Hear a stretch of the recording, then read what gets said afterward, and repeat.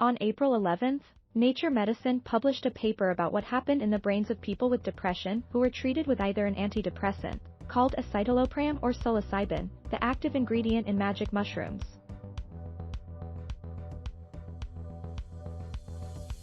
The findings, the paper's authors wrote, suggest an antidepressant mechanism for psilocybin therapy, or a potential way that psilocybin might reduce the symptoms of depression. This is not the first study to offer promising evidence that psilocybin might be an effective treatment for depression. Exactly how it does so is still elusive, though there are theories.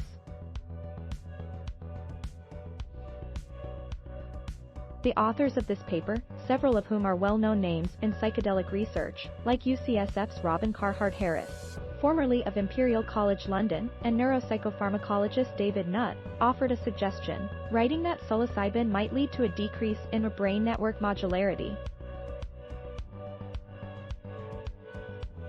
Given the prominence of the journal and the caliber of the authors, the study immediately garnered attention in the field, as well as media coverage.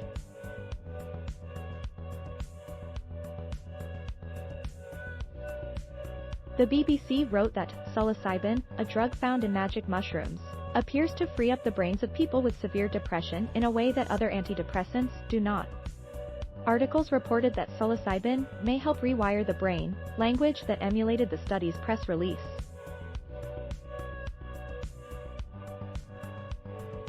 Paraphrasing Nutt, the BBC wrote, "The brain can get stuck in a rut and locked into a particular negative way of thinking, and that after taking psilocybin, people's brains opened up and became more flexible and fluid."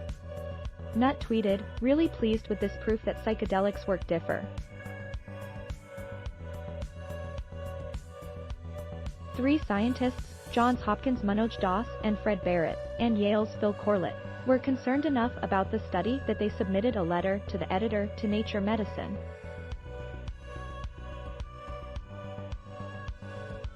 It was rejected. When reached for comment, Nature Medicine responded that it couldn't discuss the specifics of the decision for confidentiality reasons, but that the journal thoroughly reviews all concerns.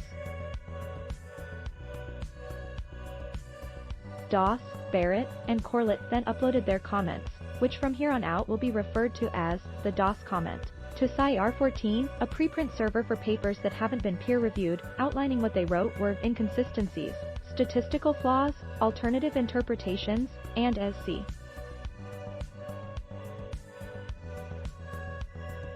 It emphatically rebutted each point, questioned the motives of Das, Barrett, and Corlett, and referenced Carhart-Harris and Nutt's long publishing history in the field. Pointing an accusatory finger at scientists who have done much to advance the scientific credibility of psychedelic research is unfair, to say the least, they wrote. This led to yet another surge of responses from those watching this exchange between some of psychedelics' most visible researchers play out in public.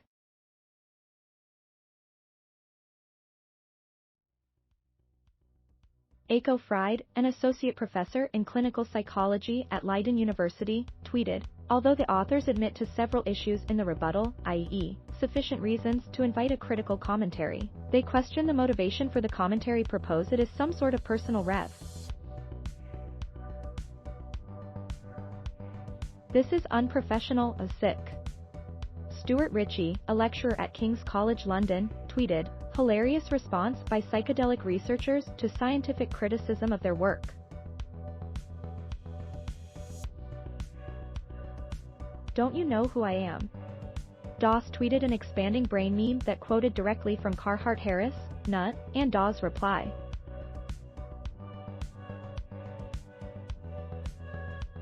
Others more quietly re-evaluated things. When Motherboard reached out to one of the paper's reviewers, he shared that when he originally reviewed the paper he had not noticed the one-tailed test, a statistical hypothesis test used in the paper that the Das comment took issue with.